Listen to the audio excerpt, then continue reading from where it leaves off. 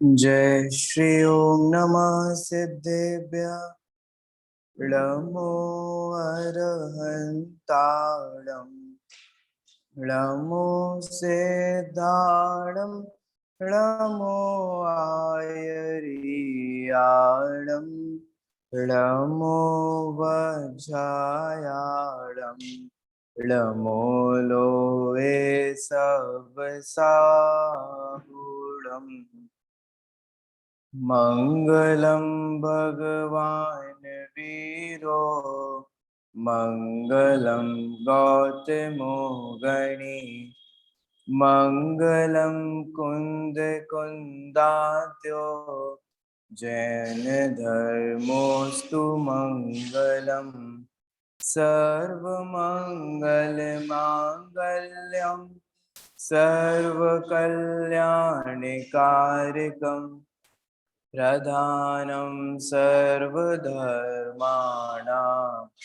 जैनं जयतु शासनं जैनं जयतु शासनं जैनं जयतु शासनम। ग्रंथ का मंगलाचरण पढ़ेंगे।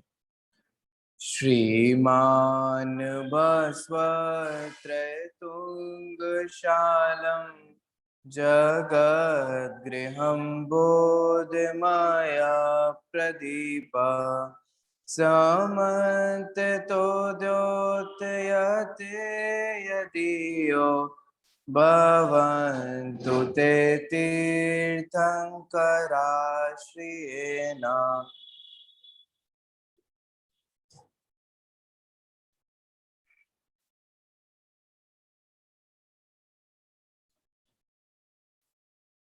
अमित गति आचार्य द्वारा रचित धर्म परीक्षा ग्रंथ, जिसका अपना यहाँ पर तीसरा परिच्छेद चल रहा है। तीसरे परिच्छेद में यहाँ पर एक मित्र अपने दूसरे मित्र से कंप्लेन कर रहा है, शिकायत कर रहा है। किस बारे में?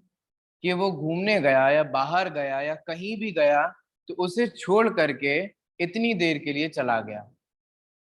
मनोवेग और पवन वेग बहुत सुंदर और बहुत अच्छे आपस में मित्र हैं। यहाँ तो कहा गया कि जैसे दिन और सूर्य कभी अलग अलग नहीं होते, सूर्य और दिन कभी अलग अलग नहीं होते, ऐसे ही पवन वेग मनोवेग से कह रहा है कि तुम हमारे को अलग करके खुद कहाँ चले गए। दोनों मित्र एक दूसरे को समझा रहे हैं, बता रहे हैं और कह रहे हैं कि नहीं नहीं, अपन तो बहुत अच्छे मित्र हैं और एक दूसरे के बिना नहीं रह सकते हैं। तुम मेरे अपने ही हो, प्रिय हो, मैं भी तुम्हारे बिना नहीं रह सकता हूँ। ये सारी बातें यहाँ पर हो रही थी। इसी बीच मनोवेग, जो चिरकाल से, बहुत काल से अपने दोस्त का हित करना चाह रहा था, उसे मोक्ष मार्ग में प्रवर्तन करा के, ठीक है, किसी का हित किस में निर्भर करता है, कहाँ होता है, ये देखिए यहाँ शास्त्र से समझ में आता है। मनोवेग अपने दोस्त का भला करना चाह रहा था। बोलो भला कैसे किया जाता है? भला करने के हमें क्या क्या उपाय दिखाई देते हैं? किसी के भी भला करने के जितने भी उपाय दिखाई देते हैं, हमें लगते हैं, क्या हम उनमें से एक उपाय इसको मानते हैं? किसी को धर्म में लगा देना, उसको हम भला मानते हैं? कोई हमारे को धर्म में लगाए, हमें लगता है कि वो हमारा भला चाह रहा है? दोनों ही बातें हैं। हम किसी को धर्म में लगाएं, क्या ऐसा लगाते वक्त हमारे को ये लगता है कि हम कुछ भला कर रहे हैं उसका? दूसरी बात, कोई हमारे को धर्म में लगाए तो क्या हमें ऐसा लगता है कि हमारा वो भला चाह रहा है? बोलो भैया, ये दृष्टि ऐसी होनी चाहिए। मनोवेग अपने मित्र को मोक्ष मार्ग में लगाना चाह रहा है। क्यों? क्योंकि वो वास्तव में उसका मित्र है। वास्तव में मित्र क्या होता है? वास्तव में मित्र वो होता है जो दूसरे मित्र का भला चाहे। भैया, वास्तविक स्थिति यही है कि इस धर्म के अभाव में ही हम अनादि काल से दुखी हो रहे हैं। साहब, हम तो बहुत धर्म कर रहे हैं, बहुत धर्म कर रहे हैं। देखो भाई, आप जो धर्म कर रहे हो वो वास्तव में पुण्य है। ख्याल में आ रहा है? साहब हम पूजन तो कर लेते हैं, साहब हम दर्शन भी कर लेते हैं, स्वाध्याय भी कर लेते हैं, 10 लक्षण में उपवास भी कर लेते हैं, बताओ ये सब क्या है? ये सब पुण्य क्रिया है, शुभ क्रिया है, शुभ भाव है। इतना किया सो तो अच्छा किया, लेकिन आप ये बताओ धर्म क्या किया? कुछ समझ में आ रहा है आप लोगों को? धर्म तो सम्यक दर्शन, सम्यक ज्ञान और सम्यक चारित्र है। धर्म तो मोक्ष मार्ग है। बोलो मोक्ष मार्ग में कहाँ खड़े हो, ये निर्णय कर लो। अगर पहली सीढ़ी भी चढ़ ली तो हम कहेंगे कि हाँ धर्म की शुरुआत हो गई। ठीक है, लौकिक में किसी को इन सब कार्यों में प्रवृत्त करना उपचार से धर्म कहा गया है, लेकिन वास्तव में धर्म नहीं है। देखो भाई इतनी सी बात है, कोई हमारे को जब धर्म में प्रवर्तन कराए ना, तो हमें ये समझना चाहिए कि वो हमारा भला चाह रहा है। और अगर हम किसी का भला चाह रहे हो ना, तो जैसे हो सके वैसे उसको धर्म में प्रवर्तन कराना चाहिए, तो हम उसका भला चाह रहे हैं। वरना तो सचमुच शास्त्र के अनुसार, आचार्यों की दृष्टि के अनुसार हम उसका भला नहीं चाह रहे। देखिए आगे बढ़ते हैं। केवली की वाणी में क्या आया था भैया? मनोवेग ने जब केवली की वाणी से पूछा, केवली से ये पूछा कि भगवान हमारा ये जो मित्र है ये भव्य है भी या नहीं भी है, तो बताओ भगवान की वाणी में क्या आया? भव्य है। और कि वो जो पाटलिपुत्र है, पटना है, वहां जाओगे और वहां ऐसी काल लब्धि, होनहार, निमित्त आदि पांचों समवाय मिल जाएंगे और ये जीव इसकी मति सुधर जाएगी। ख्याल में आ रहा है? सुधरने में बहुत ज्यादा टाइम नहीं लगता। होनहार भली हो तो ये जीव एक झटके में सुधर जाता है। होनहार भली नहीं हो तो कितना भी सुधारो, कितना भी बताओ, कितना भी समझाओ, हाँ हाँ करेंगे करेंगे करेंगे, कर लेंगे कर लेंगे। देखते हैं कि नहीं देखते हैं? जिनको तंबाकू छोड़ना हो, छोड़ने वाले तो एक झटके में भी छोड़ देते हैं। बोलो। और जो उन्हें नहीं छोड़ना होता है, अभी 10 खाते हम 9 करेंगे, अब 9 खाएंगे फिर हमें आगे कर लेंगे। ऐसे लोगों के छूटने की गारंटी बहुत कम होती है। आप लोगों ने आलू छोड़े तो कैसे छोड़े थे? सुबह खा लेंगे शाम को नहीं खाएंगे, ऐसे ऐसे ड्रामा करके छोड़े थे। जिसको छोड़ना था उसने कैसे छोड़ा? दिन में खा लेंगे रात में नहीं खाएंगे, घर में खाएंगे, घर में नहीं खाएंगे बाहर खा लेंगे। ये सब तो टेम्परेरी चीज है, मन बहलाने की चीजें हैं। जिस माने अगर फिर भी हम कह रहे हैं इतना किया तो भला किया, हम तो फिर भी उत्साह करेंगे, लेकिन हम तो ये कह रहे हैं जो पौरुषवान लोग होते हैं वो एक झटके में छोड़ते हैं। कल संजीव जी भाई साहब का प्रवचन चल रहा था घर में, उसमें बहुत अच्छी बात वो इसी संदर्भ में ये कह रहे थे। चक्रवर्ती अपनी रानियों को और सारे साम्राज्य को कैसे छोड़ता है? कैसे छोड़ता है? 96,000 रानियां हैं, तो एक रानी को एक दिन में छोड़े, एक एक करके ऐसे के, हे रानी आज मैं तुम्हें छोड़ता हूँ, आज से तुम्हारा मेरा कोई संबंध नहीं। फिर अगली रानी का अगले दिन अगला नंबर, और रानी डरेगी अगला नंबर किसका आएगा। हाँ सोचो तो, विचार तो करो। ऐसे एक एक करके रानियों को छोड़ते हैं, षट खंड में से एक एक खंड करके छोड़ते हैं। सोचो विचार करो, इतनी नवरत्न में से और ये सारी विभूतियों में से इतनी इतनी चीजें हम पढ़ते हैं, क्या वो उनमें से ऐसे ऐसे ऐसे एक एक करके छोड़ते हैं? जो पुरुषार्थी लोग होते हैं वो एक झटके में सब छोड़ करके चले जाते हैं, और जिन्हें नहीं छोड़ना होता ना, अभी हम करेंगे, अभी हम करेंगे, अभी हम छोड़ेंगे, अभी हम छोड़ेंगे, वे सीधे नहीं निकलते घर से, वे फिर तिरछे ही निकलते हैं। फिर वे छोड़ते नहीं है, फिर छूट जाता है। छोड़ना पड़ता है, रो रो करके, हाय तौबा कर करके हमारे को वो त्याग करना पड़ता है, छूट जाता है, हम छोड़ते नहीं है। ठीक है, ये विचार करने की बात है। मैं ये किस संदर्भ में कह रहा हूं? मैं ये संदर्भ में कह रहा हूं कि किसी की भी बुद्धि पलटने में बहुत समय नहीं लगता। आज हमारे को जो पापी दिखाई दे रहा है, आप 4 अभाव तो पढ़ते ही हो ना, प्राग अभाव और प्रध्वंसा भाव हमारे को क्या समझाते हैं? बोलो क्या समझाते हैं? प्राग अभाव पढ़ा है ना, प्रध्वंसा भाव पढ़ा है ना, इसको जीवन में आ जाए ना तो आधी समस्याएं निकल जाए। सिर्फ प्राग अभाव और प्रध्वंसा भाव, देखो भाई, मैं बहुत शॉर्ट में बता रहा हूँ, वरना तो पूरा प्रवचन उसी पे हो जाएगा। प्राग अभाव क्या है? प्राग अभाव है पूर्व की पर्याय का वर्तमान की पर्याय में अभाव होना, उसे कहते हैं प्राग अभाव। प्रध्वंस अभाव है कि वर्तमान की पर्याय का भविष्य की पर्याय में अभाव होना। बहुत सिंपल है, तीन काल होते हैं ना, तीन काल। सिंपल सा ये कहा जा रहा है कि पास्ट का प्रेजेंट में अभाव है, प्रेजेंट का फ्यूचर में अभाव है। इसका भावासन क्या है? इसका मतलब क्या है? इसका मतलब ये है कि वर्तमान का अंजन चोर, क्या कह रहा हूं, वर्तमान का अंजन चोर समय पा करके, पुरुषार्थ करके, अपनी होनहार आ जाए तो उस सब चीजों का निमित्त पा करके तुरंत ही मुनिराज बन करके निरंजन बन सकता है। बन गए कि नहीं बन गए? बोलो क्यों बन गए? क्यों बन गए? क्योंकि जरूरी नहीं है जो चोर है वो जिंदगी भर चोर ही रहे। क्यों? क्योंकि पूर्व की पर्याय का वर्तमान की पर्याय में अभाव है। मैं आपसे यही तो कह रहा हूं, परंपराओं को मत ढोते फिरो। साहब चलती आ रही, चलती आ रही, चलती आ रही, तो क्या हो गया? तो क्या हो गया? अज्ञान दशा में होती आ रही थी, अब ज्ञान दशा में नहीं होगी। समझ में आ रहा है कि नहीं आ रहा है? आप लोग ध्यान दे रहे हो कि पंखे में ही लगे हो? जो करना है तो कर लिया करो, उपयोग मत भ्रमाया करो। चाहे जिनको खोल, एक बार डिस्कस कर लो, खोलना हो तो खोल लिया करो, बंद करना है तो बंद कर दिया करो। ठीक है, उपयोग मत भरमाया करो। आपका भी उपयोग इतने सारे लोगों का होता है और फिर मुझे भी डाइवर्ट हो जाता है।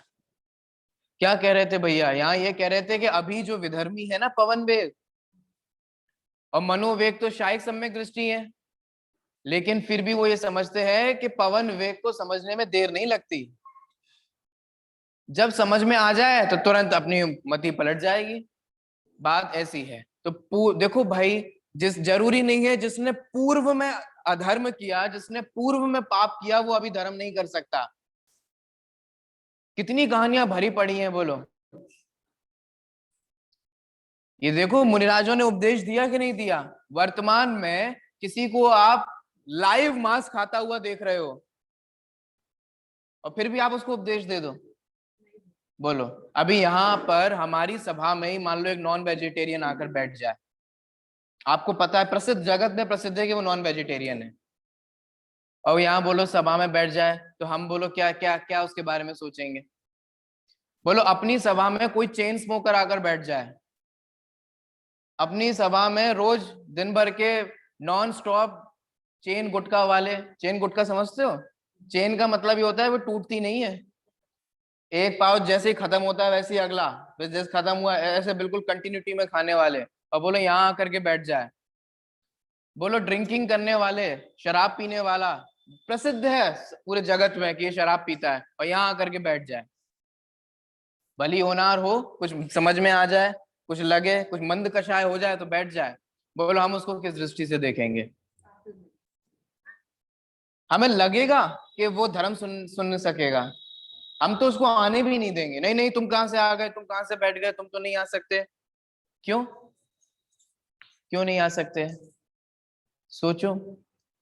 आपको पता है हमारे मुनिराजों ने उस शेर को मांस खाती हुई अवस्था में उपदेश दिया, और उसको समझ में आया, होनहार भली थी, सब कुछ त्याग हो गया। कुछ ख्याल में आ रहा है? अगर उस समय नहीं भी होता तो भी दिया हुआ उपदेश कभी बर्बाद नहीं जाता, सुनी हुई जिनवाणी कभी बर्बाद नहीं जाती। हो सकता है जो बात आज हमारे को ग्रहण नहीं हो रही हो, लेकिन समझ में आ गई हो, वो बात कल हमारे को ग्रहण भी हो जाए, एक्सेप्ट भी हो जाए। दोनों में अंतर समझ रहे हो? अभी तो हम यहाँ समझते हैं, एक्सेप्ट करने का काम आप लोगों का खुद का होता है। भले ही एक्सेप्ट अभी नहीं हो पा रहा हो तो इसका मतलब ये नहीं है कि सब बेकार ही जा रहा हो। पढ़ करके देखो बनारसी दास जी आदि जीवों को, उन्हें बहुत पढ़ाया जा रहा था, धर्म का बहुत उपदेश बचपन से दिया जा रहा था, लेकिन उन पर कोई असर नहीं हो रहा था। उस समय नहीं हो रहा था, लेकिन उस समय कोई असर नहीं हो रहा था, कुछ सुधरते हुए नहीं दिखाई दे रहे थे। भविष्य में मति पलटी तो वो सब वर्तमान के बचपन के जो संस्कार थे वो सब काम आए और सब ध्यान आ गया, सब सही लगने लग गया। कितना टाइम लगा बोलो? पढ़ो बनारसी दास जी को। मैं आपसे यही कहना चाह रहा हूं कि किसी की भी होनहार हो जाए तो तुरंत उसको समझ में आ जाता है। ठीक है, हमें तो नहीं पता ना कि हमारी कब होनहार है, इसीलिए हमें निरंतर अपने को समझने का प्रयास करते रहना चाहिए। ठीक है जी, आगे बढ़ते हैं। हाँ, मैं एक बात और कह रहा था। केवली की वाणी में आया कि पाटलिपुत्र जाकर के, पटना में जाकर के समझ में आ जाएगा, तो मनोवेग ने शंका की कि निशंक होकर के एक्सेप्ट कर लिया। बोलो, केवली की वाणी कैसे एक्सेप्ट करनी चाहिए? हम लोग डेढ़ अकल वाले होते तो पता है क्या सोचते, सुनना, अब डेढ़ अकल वाला ये भी सोचता, देखो भगवान की वाणी में ये तो आ ही गया कि भव्य है, तो फिर अपन क्यों पाटलिपुत्र जाएं, घर में ही समझा देंगे। अंतर समझ में आया? अब डेढ़ अकल लगा दिया आपने अपनी। हमें तो ये जानना था कि वो भव्य है कि अभव्य है। भगवान की वाणी में आ गया, इनडायरेक्ट समझ में आ गया कि भव्य है। अब कौन पाटलिपुत्र जाए, कौन समझाए, अब तो हम लोग घर में ही बोलते रहेंगे। ये डेढ़ अकल लगा ली हमारे को, जबकि उन्होंने निशंक होकर के ये स्वीकार कर लिया कि भगवान ने कहा है, भगवान की वाणी में आया है, तो ऐसा ही होगा। कुछ समझ में आ रहा है सम्यक दृष्टि का श्रद्धान कैसा होता है? कार्तिकेय अनुप्रेक्षा का नाम सुना आप लोगों ने? स्वामी कार्तिकेय ने इस विश्व की वर्तमान में उपलब्ध सबसे बड़ी 12 भावना लिखी, जिसे बोलते हैं कार्तिकेय अनुप्रेक्षा। अनुप्रेक्षा माने ये भावना, बहुत बड़ी पूरा ग्रंथ है 12 भावना का। बोलो, उन्होंने जहां क्रमबद्ध पर्याय से संबंधित गाथाएं आती है ना, जम जस जम्मी देसे जैन विहाणेन जम्मी कालंबी, ये पूरी गाथाएं जो आती हैं, जब जिस जीव का जिस देश में जिस काल में जिस विधान से जैसा परिणमन होना होता है वह वैसा ही होता है। और जो इस बात को स्वीकार करता है वो शुद्ध सम्यक दृष्टि है, और जो संकदी सुहोदी मिथ्या दृष्टि, वहां उसमें लिखा है, जो इसमें शंका करता है वो हवदी मिथ्या दृष्टि, अर्थात वो मिथ्या दृष्टि होता है।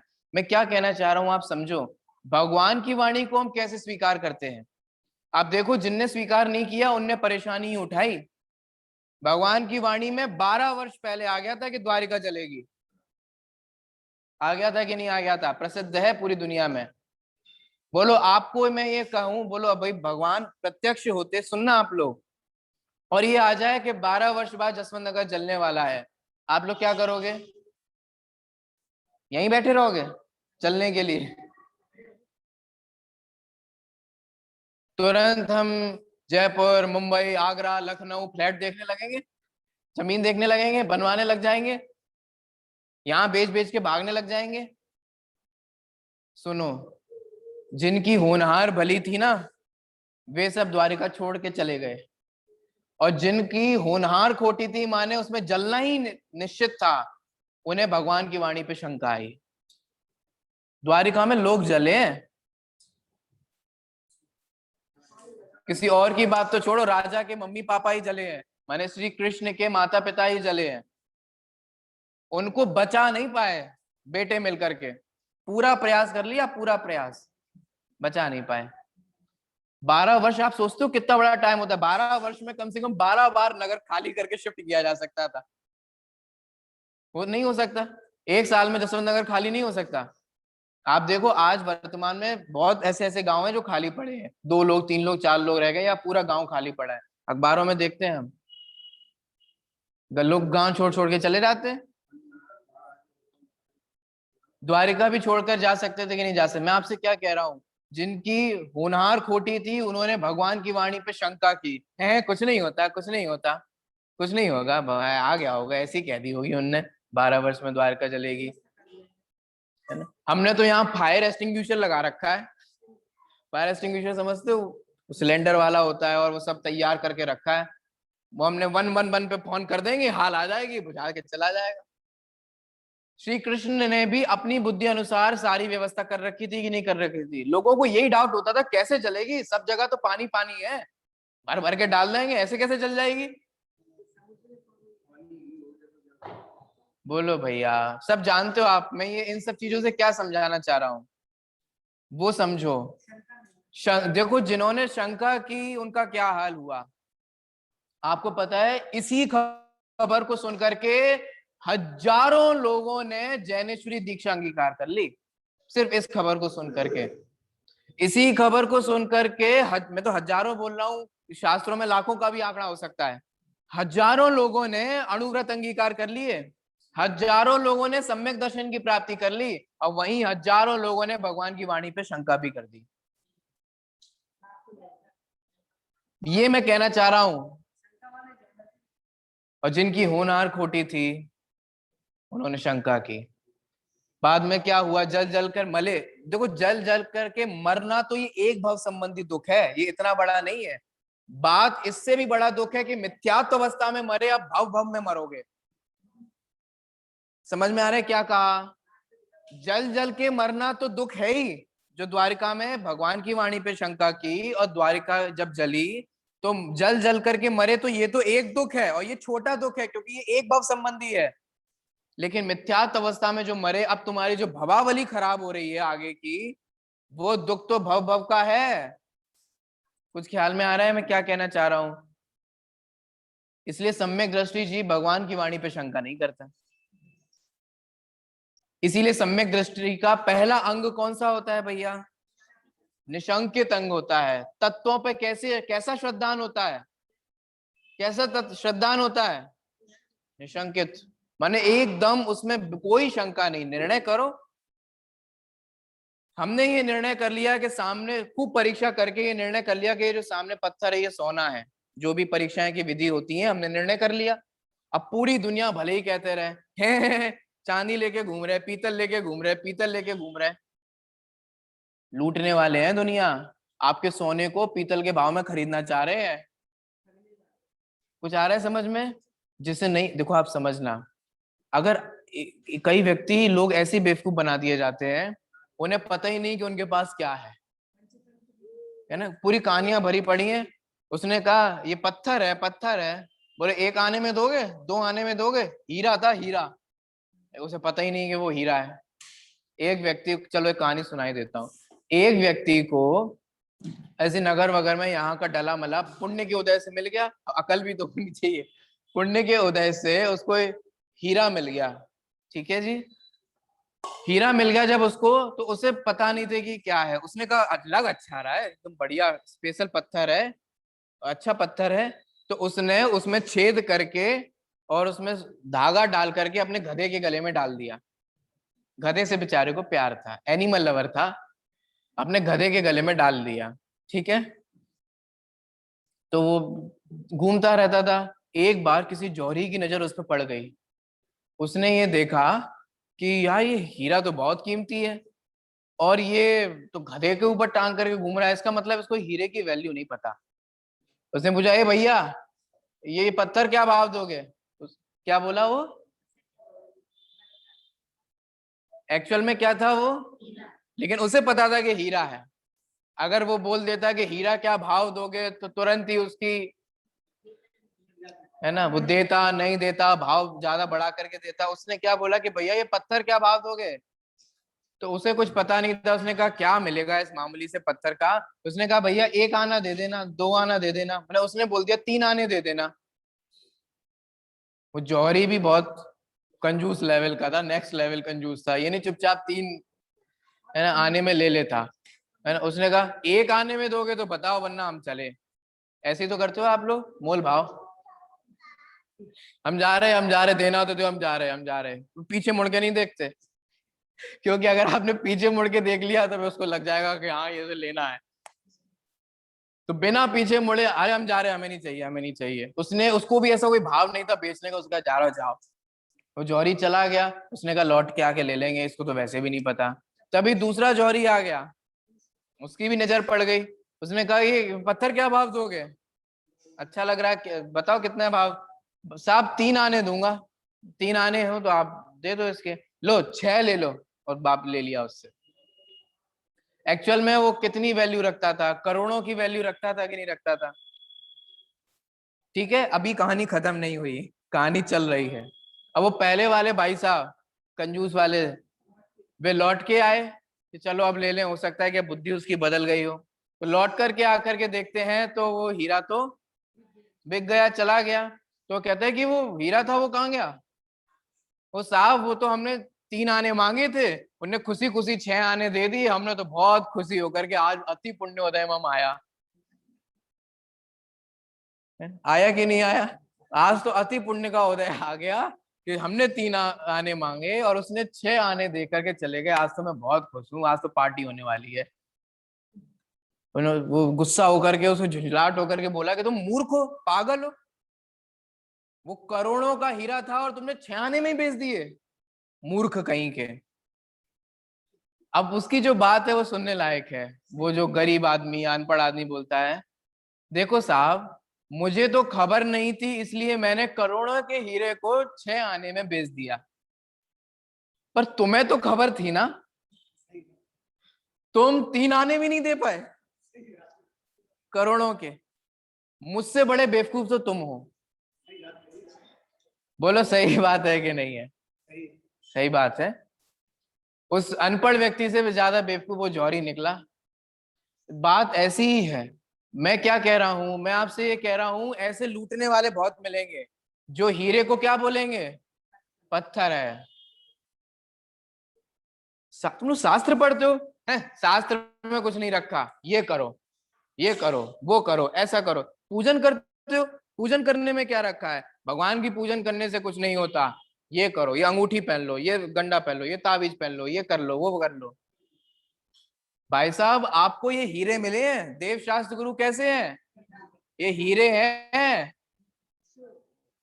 लेकिन अगर आपको इन हीरों की पहचान नहीं होगी तो बाहर में बहुत लोग मिले हैं जो क्या कहेंगे, अरे भगवान महावीर को क्यों पूछते हो, इनको पूछो जो पैसा देते हैं। लेकिन अगर आपको ये खबर नहीं हो कि आपको हीरा मिला है तो आप लुट जाओ। हमारे को जिनवाणी मिली है, पंच परमेष्टि मिले हैं, ये क्या है? बहुत महाभाग्य से मिले हैं, महाभाग्य से। लेकिन अगर हम इन्हें छोड़ छोड़ करके अन्य के पास जाते हैं तो ये हमारा ही दुर्भाग्य है। इसीलिए कह रहे हैं भैया जानबूझ के अंधे मत बनो, निशंक होना पड़ेगा।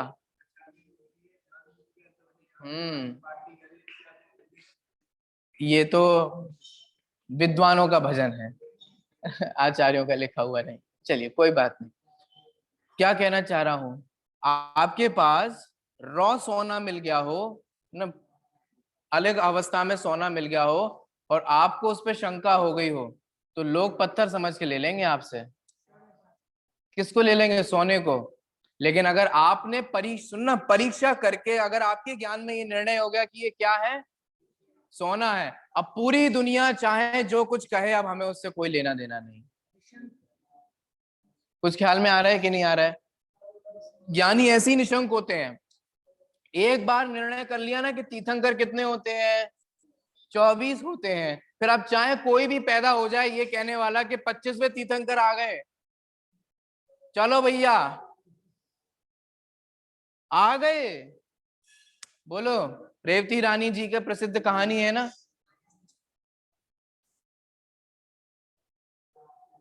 क्यों क्यों नहीं रेवती रानी बहकी? सोचो, क्योंकि निशंक थी। सच में तो मूढ़ दृष्टि नहीं थी, वो तो अमूढ़ दृष्टि के अंग में फेमस हुई, लेकिन वही निशंकता थी।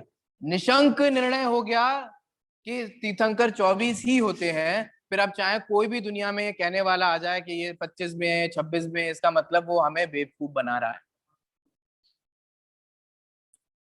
एक बार ये निर्णय हो गया कि भगवान वीतरागी ही होते हैं, जो वीतरागी हो, सर्वज्ञ हो, वही सच्चा देव है।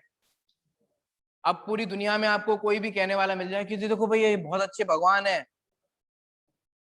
ये देखो इतने अच्छे भगवान है, ये सब बेड़ा पार करा देते हैं, नैया पार करा देते हैं, पतित को पावन बना देते हैं, बेटा दे देते हैं, शांति दे देते हैं, अनुकूलता बना देते हैं, इसका मतलब वो आपको अब बेवकूफ बना रहा है। समझ में आ रहा है कि नहीं आ रहा है? ये सारी बात कहां से निकली? ये बात निकली भगवान की वाणी पर कैसा श्रद्धान होना चाहिए। मनोवेग ने रंच शंका नहीं की कि भगवान ने कह दिया तो झूठ होगा, उन्होंने बराबर ये श्रद्धा की कि भगवान ने कह दिया कि अगर पाटलिपुत्र में जाने से, इस प्रकार का योग्य बनने से अगर उसको ऐसा होने वाला है तो फिर कैसा होगा, एक्चुअल में देखा जाए तो फिर वैसा ही होगा। मैं आपसे सचमुच पूछूं, अब ये पाटलिपुत्र जाएंगे कि नहीं जाएंगे? क्यों आएंगे? अब वो नहीं माना तो, मनोवेग नहीं समझा पाए तो। हालांकि आप देख रहे हो कितनी बड़ी बड़ी बातें कर रहे हैं, पाटलिपुत्र ऐसी है ऐसी है ऐसी है, अब वो उसको फिर भी नहीं, नहीं हमें नहीं जाना, हमारी नगरी बढ़िया है। ऐसा हो सकता है? अगर उस जीव की होनार है, काल लब्धि आ गई है, तो मनोवेग के समझाने से अब दोनों ही मित्र वहां पाटलिपुत्र में जाने वाले हैं, ये निश्चित है।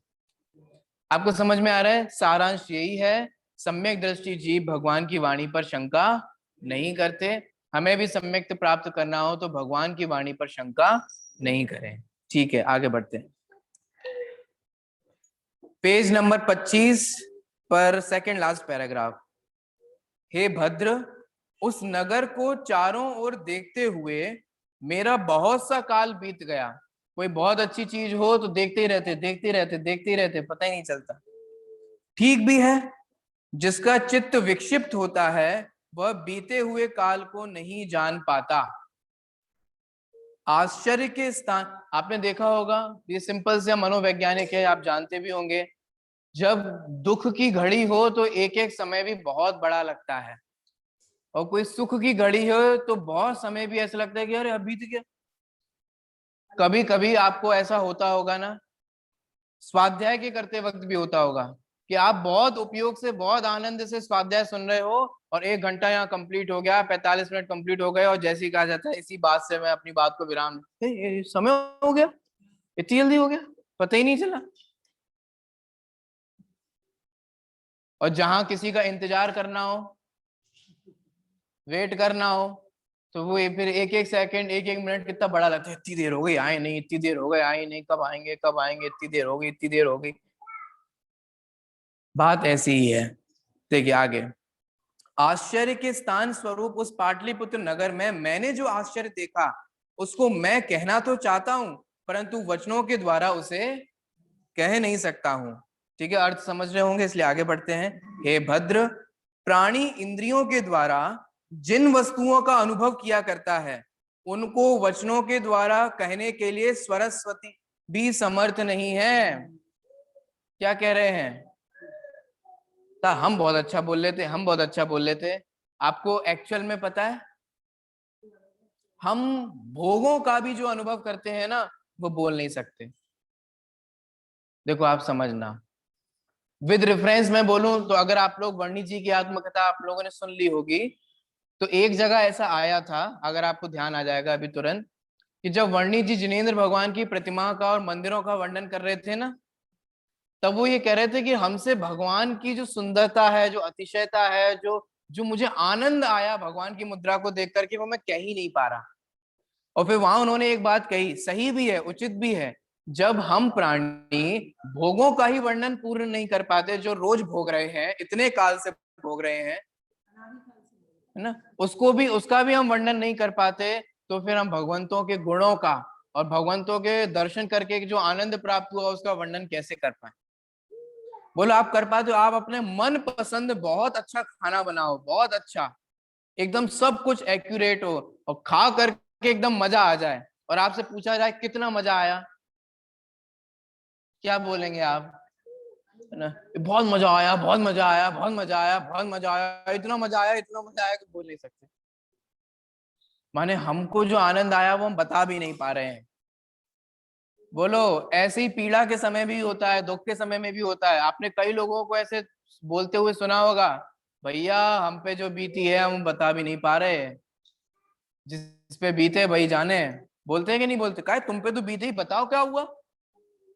अब वो क्या करें, भले ही हमने जो दुख सहन किए, कहते कि नहीं कहते हैं, हमने जो दुख सहन किए वो भैया हम ही जानते हैं। हम कह नहीं पा रहे, हम बता नहीं पा रहे, हम उसको कह नहीं सकते, लेकिन हम पे जो हुआ वो कौन जानता है। सोचो, जब हमारे साथ जो हुआ हम उसे वो ही नहीं कह पा रहे, है ना। हम जो खीर खा ली और हमें बहुत अच्छी लग रही है, लेकिन फिर भी उसका पूरा वर्णन नहीं कर पा रहे, जो आनंद आता है, मजा आता है, उसका ही हम वर्णन नहीं कर पाते। समेत शिखर जी की यात्रा कर रहे हैं, बोलो कैसा मजा आया? बहुत मजा आया, वर्णन नहीं कर सकते, बहुत वचनातीत, ये सुना आप लोगों ने, वचनातीत आनंद आया। इसे कहते हैं कि वाणी के द्वारा पकड़ा ही नहीं जा सकता, वाणी की अपनी लिमिटेशंस हैं। आगे देखिए, हे भद्र, धर्म के समान तुमको छोड़कर मैं दुर्विनीत जो वहां पर बहुत काल तक स्थित रहा हूं, इस मेरे अपराध को तुम क्षमा करो। ठीक है, माफी मांग रहे हैं मनोवेग। सॉरी सॉरी, माफ कर दो, मैं तुम्हारे बिना इतने काल तक रहा। लेकिन वो क्या करे, वो नगरी इतनी अच्छी थी, कब देखते देखते उसका टाइम बीत गया, वो पता ही नहीं चला। आगे देखो, यह सुनकर निर्मल चित्त पवन वेग ने हंसकर कहा कि लोक में कौन सा धूर्त अपने अधीन होकर भाषण करने वाले माने अनुकूल भाषी धूर्तों के द्वारा नहीं ठगा जाता। ये सुना है, अंडरलाइन, ये लाइन अंडरलाइन कर लो, क्या कह दिया।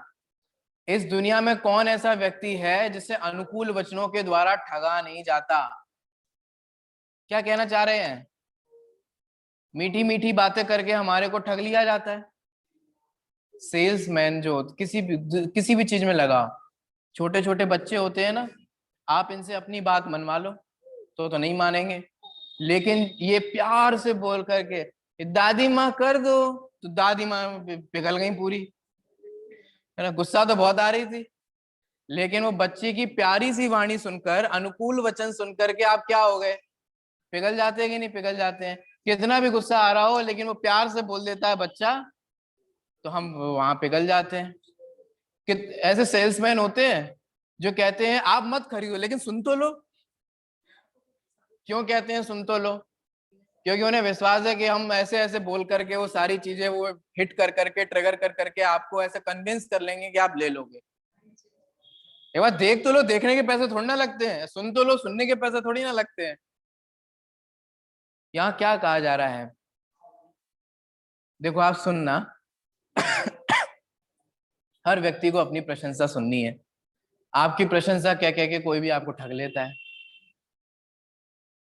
ना। माइक पे अभी सुनना, अभी मैं आप लोगों को ठग लूं किसी एक का पॉइंट आउट करके, भाई जी बहुत अच्छी हैं, ये बहुत स्वाध्याय करती हैं, बहुत अच्छे परिणाम इनके, बहुत अच्छा खाती हैं, तो बोलो आप, आपको मेरे अनुकूल बनने में कितना टाइम लगेगा। हो गई नहीं, बस इतनी प्रशंसा, माने इतने भूखे हैं हम लोग, सिर्फ दो चार शब्दों में बिक गए। संस्कृत में एक बहुत अच्छा छंद आता है, थोड़ा सा मुझे उसकी स्टोरी विस्मृत हो रही है, लेकिन उसका संक्षेप बता देता हूं आपको। संस्कृत में दो मूर्ख आपस में एक दूसरे की प्रशंसा करते हैं, तो इसके लिए क्या कहा जाता है। एक बार ऊंट की शादी हो रही थी। किसकी शादी हो रही थी, ऊंट की। और ऊंट की शादी करा रहा था गधा। ख्याल में आ रहा है कि नहीं आ रहा है, शादी किसकी हो रही है, ऊंट की, और करा कौन रहा है, गधा। गधे की आवाज कितनी अच्छी होती है, आप सबको पता है, और ऊंट देखने में कैसा होता है वो भी हमारे को पता है। दोनों एक दूसरे की प्रशंसा कर रहे हैं, एक कह रहे हैं अहो रूपम, वाह आपका क्या रूप है। दूसरा कह रहा है अहो ध्वनि, परस्परम प्रशंसन्ते अहो रूपम अहो ध्वनि, है ना। दोनों एक दूसरे की प्रशंसा कर रहे हैं, वाह आपका क्या रूप है, वाह आपकी क्या ध्वनि है, क्या आवाज है, वाह। दोनों एक दूसरे की प्रशंसा कर रहे हैं, खुश हो रहे हैं। कोई आपसे कहते अरे आप तो बहुत बढ़िया हो, आप भी उससे कहते तुम भी बहुत बढ़िया हो, दोनों खुश। बोलो, आप हमसे कहते हो अरे आप बहुत अच्छे पंडित हो, बहुत अच्छे विद्वान हो, बहुत अच्छी बातें बताते हो, हम आपसे कहते अरे आप भी बहुत त्यागी हो, बहुत व्रती हो, दोनों खुश। हम कहेंगे हमारे श्रोता बहुत अच्छे हैं, आप कहोगे हमारे वक्ता बहुत अच्छे हैं। मूर्ख हैं दो ही के दो ही। कुछ समझ में आ रहा है आपको क्या कहना चाह रहे हैं। यहाँ ये कहा जा रहा है, लोक में ऐसा कौन सा धूर्त मूर्ख होते हैं जो किसी के अनुकूल वचनों में फंस जाते हैं। ख्याल में आ रहा है, लोक में कौन सा धूर्त अपने अधीन होकर भाषण करने वाले माने अनुकूल भाषी धूर्तों के द्वारा नहीं ठगा जाता। ठग लेते हैं। आगे देखो भैया, इसलिए बहुत सावधान रहना चाहिए। जरूरी नहीं है जो आपसे अच्छा बोल रहा हो वो सच में आपका अच्छा चाह रहा हो, और जरूरी नहीं है जो आपको चिल्ला रहा हो वो आपका बुरा चाह रहा हो। ये देखने की दृष्टि होनी चाहिए हमारे को। अक्सर जो हमारा बुरा करते हैं ना, वो मीठे ही बोलने वाले होते हैं, देख लो दुनिया में। और अक्सर जो हमें बुरा लगते हैं ना, कि मम्मी पापा हमेशा लगे रहते हैं, दादा दादी पीछे पड़े रहते हैं, वे अक्सर हमारा भला चाहते हैं। अब देख लो, एक सच्चा मित्र भी वही होता है जो मुंह पे बोले है ड्रेस पसंद नहीं आ रही, बेकार लग रही, चल चेंज करके आ। और एक धूर्त मित्र, नहीं नहीं बहुत अच्छे लग रहे, नहीं नहीं बहुत अच्छे लग रहे, नहीं नहीं बहुत अच्छे लग रहे। कुछ ख्याल में आ रहा है? मैंने, मैं क्या कहना चाह रहा हूं, फिर से बोल रहा हूं, जरूरी नहीं है दुनिया में जो आपसे अच्छा बोल रहा हो वो आपका अच्छा चाह रहा हो, और जरूरी नहीं है कि जो हमारे को बुरा बोलता हुआ दिखाई दे रहा है, चिल्लाता हुआ दिखाई दे रहा है, गुस्सा करता हुआ दिखाई दे रहा हो, वो हमारा बुरा चाहता हो। माँ अपने बच्चे को गुस्से में बोल देती है, क्या क्या नहीं बोल देती, आप सब लोगों ने जो बोला वो याद कर लो, अब मैं क्या बताऊं। बच्चा चाकू से खेल रहा हो तो बोलो क्या क्या नहीं बोलोगे। हमें पता है कि, आप देखना कैसे कैसे हम लोग क्या क्या करते हैं। चाकू से खेल रहा हो, हमें पता है कि वो चाकू से खेल रहा है तो उसका अहित हो जाएगा, हम कहते हैं प्यार से समझाते हैं बेटा दे दो। अब बच्चे तो जिद्दी होते हैं, वो नहीं देंगे नहीं देंगे नहीं देंगे, दे रहा है कि नहीं दे रहा है वरना मैं मार डालूंगी। शब्द क्या है बोलो, दे दे वरना मैं तुझे अभी मार डाल दूंगी, मार दूंगी। सच सच बताओ, माँ सच में मारना चाहती है कि वो मर ना जाए इससे बचाना चाह रही है? लेकिन शब्द थोड़े खराब हैं। अमेरिका में तो पता है बच्चे 911 फोन करके मम्मी पापा की शिकायत कर देते हैं, पता है आपको ये बात? अमेरिका में अगर कोई मम्मी अपने बच्चे से वो बोल देना जो आप लोगों ने बोला है अपने अपने बच्चों से, जेल में जाओगे। साहब हमारी मम्मी कह रही है कि वो हमें पटक देंगी, मार देंगी, जला देंगी, बोलो क्या क्या नहीं बोलते, जा भग जा यहाँ से, मर जा जाके, दूर हो जा मेरी नजरों से, बोल देते कि नहीं बोल देते? वहां लोग माँ का अभिप्राय नहीं समझते इसलिए मूर्खता करते हैं। और हम में से आज तक, हम में से कोई गया अपनी मम्मी की शिकायत करने पुलिस थाने कि साहब मेरी जान को खतरा है, क्यों? मेरी मम्मी मेरे से कहती है मैं तुझे मार डालूंगी। बोलो, बोलो, पुलिस वाला सच सच बताना, एफआईआर करेगा कि हमारे को समझाएगा? ये हमारे को अभिप्राय पकड़ में आना चाहिए ना, भाव पकड़ में आना चाहिए ना। किससे कह रहा हूं, संभल के रहना भैया। जरूरी नहीं है जो अच्छा बोल रहा हो वो हमारा भला चाह रहा हो, और जरूरी नहीं है जो डांट रहा हो वो जो डांटता है ना वो हमें कैसे लगता है जी हमारे पीछे ही पड़ गए, जाने क्या बह रहे हैं इनको हमारे से। जरूरी नहीं है कि जो हमें सुधार रहा हो, डांट रहा हो, समझा रहा हो, हमारे को मार्ग में आगे लगाना चाह रहा हो, वो हमारा बुरा चाह रहा हो। और अक्सर ये होता है कि जो ऐसे बार बार करते हैं ना वही लोग बाद में जाकर के निखरते हैं। बहुत बहुत बातें हैं इसलिए आप समझ जाइएगा, ठीक है? अनुकूल भाषी धूर्तों के चक्कर में धूर्त ही आते हैं, ये ध्यान रखना। आगे, हे सज्जन, तुमने जो कौतुक देखा उसे मुझे भी दिखलाओ। अब बोलो कौन बोल रहा होगा? पवन बेग बोल रहा है। किससे बोल रहे हैं? अब जब इतनी अच्छी बात चल रही है तो हे हम चलेंगे, चलो अपन एक बार फिर से चलते हैं, हमें भी दिखाओ। कारण कि सज्जन पुरुष दूसरों को विवाह करने के बिना कभी किसी वस्तु का उपभोग नहीं किया करते। समझ में नहीं आया होगा भी यहाँ क्या कह दिया। फिर से पढ़ता हूँ, समझने की कोशिश करो, मैं तो फिर बताऊंगा ही।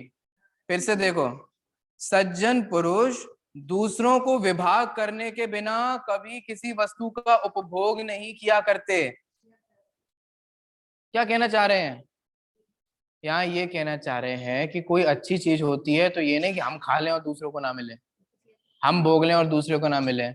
एक सज्जन व्यक्ति हमेशा वो होता है कि उसे जो मिला है वो सबसे पहले दूसरों को शेयर करता है। हमारे यहाँ दान की परंपरा है, हमारे यहाँ मुनिराजों को, श्रावक को, श्राविकाओं को, आर्यिकाओं को, ये सब क्यों होता है? अच्छा, ये उपलब्ध नहीं होते तब भी हम लोग गाय के लिए रोटी निकालते हैं अलग से, बंदर के लिए कुछ निकाल देते हैं, या ऐसे अलग से ही निकाल देते हैं किसी को खाने के लिए, क्यों? ये वृत्ति कहाँ से है हम लोगों के अंदर? ये वृत्ति हमारे अंदर इसलिए है क्योंकि हमारे यहाँ ये मेंटेलिटी नहीं है कि हमें मिल गया है तो इसका सिर्फ मैं ही भोग करूं। हमारे यहाँ शुरू से ये संस्कार दिए गए हैं कि अगर हमें मिला है तो उसमें से मैं पहले त्याग करता हूं। आप समझ रहे हो? हमारे यहाँ भोग से पहले भी क्या किया जाता है? त्याग किया जाता है। इसीलिए हमारी भारतीय संस्कृति, हमारा जैन शासन त्याग को इतना महान मानता है। ख्याल में आ रहा है? समझ में आ रहा है?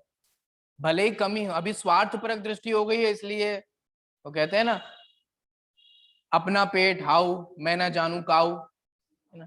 अपना बस पेट भर गया, हाँ हमें नहीं पता तुम्हारा भरा कि नहीं भरा, तुम्हारा हुआ कि नहीं हुआ। ये अच्छी बात नहीं है, ये सही सही तरीका नहीं है।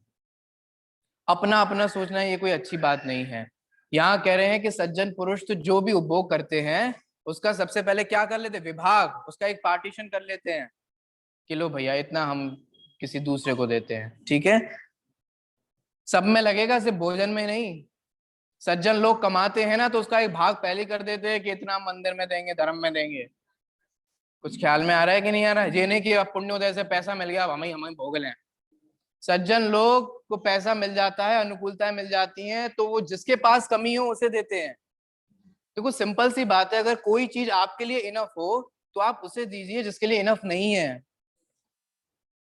कोई बहुत बड़ी बात नहीं है। हमारे पास अगर भरपेट खाना हमारे को मिल रहा है तो उसे हमारे को थोड़ा सा खाना देना चाहिए जिससे खाना नहीं मिल पा रहा हो, ठीक है। ये बात हमेशा ध्यान रखना। आगे बढ़ते हैं, इस पैराग्राफ को समाप्त करते हैं। हे मित्र, वहां फिर से चलो, मुझे देखने का अतिशय कुतूहल हो रहा है, क्यूरियोसिटी हो रही है। कारण के मित्र जन मित्रों की प्रार्थना को व्यर्थ नहीं किया करते। इस पर मनोवेग बोला कि हे मित्र स्थिर हो, चलूंगा। मैंने थमो थमो, थोड़ा शांत हो, चलेंगे अपन, क्योंकि शीघ्रता से कभी उम्र का फल नहीं पकता है ना। शीघ्रता करने से, जल्दी करने से, ये जो पंच उदंबर फलों में आता है ना उम्र का फल ना, वो शीघ्रता से कभी नहीं पकता। भोजन करके प्रातः काल में निश्चिंत होकर दोनों चलेंगे, क्योंकि भूख रूप अग्नि की चिंता में सब कौतुक भाग जाता है। ये सही बात है, एक एक चीज है। आप कहीं घूमने जाओ और आपको भूख लग रही हो, अब आप देख रहे हो यहाँ महल है, यहाँ रानी रहती थी, यहाँ राजा रहते थे, कितना मजा आएगा। अरे भैया भूख लग रही, पहले कुछ खाओ। ये क्या करे रानी के महल को देख के और राजा के महल को देख के। ख्याल में आ रहा है कि नहीं आ रहा है? पहले पेट पूजा करो, पहले कुछ खा लो, फिर देखेंगे ये महल, फिर घूमेंगे, फिर समझ में आएगी। बिना ये सब करे कुछ समझ में नहीं आएगा। तो ये कह रहे अपन खा पी के दर्शन वर्शन करके और फिर भोजन वगैरह करके और फिर आराम से घूमने के लिए निकलेंगे, ठीक है। इतनी बात यहाँ पर हो गई है। अब ये आगे आगे कैसे जाते हैं और वहां क्या क्या होता है और इन लोगों का किन किन लोगों से सामना पड़ता है। क्योंकि यहाँ एक बात कही थी, पाटलिपुत्र में बहुत बड़े बड़े विद्वान हैं, बहुत बड़े बड़े स्कॉलर हैं, और अब इन लोगों का पाला पड़ेगा उन बड़े बड़े विद्वानों से। तो अब क्या होने वाला है, क्या चर्चा होगी, क्या सारांश निकलेगा, वो धीरे धीरे हम आगे बढ़ेंगे। अभी की बात को यहीं विराम देते हैं।